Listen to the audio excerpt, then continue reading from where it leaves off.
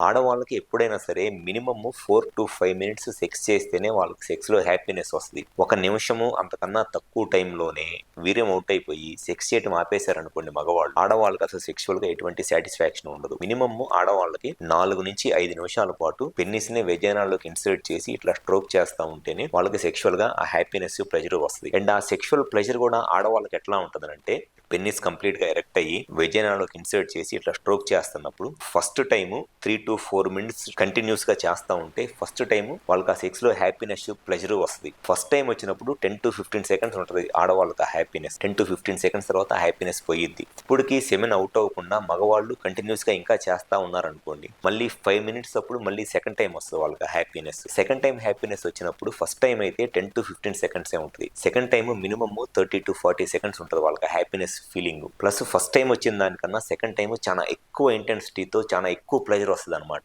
So ఎప్పుడైనా సరే ఆడవాళ్ళకి సెక్స్ ఆ మినిమమ్ ఆ 4-5 మినిట్స్ చేసి ఆ 4-5 మినిట్స్ టైంలో 2 సార్లు వాళ్ళకి సెక్స్‌లో ఆ హ్యాపీనెస్, ప్లెజర్ వస్తేనే వాళ్ళ సెక్స్‌ని ఎంజాయ్ చేస్తారు.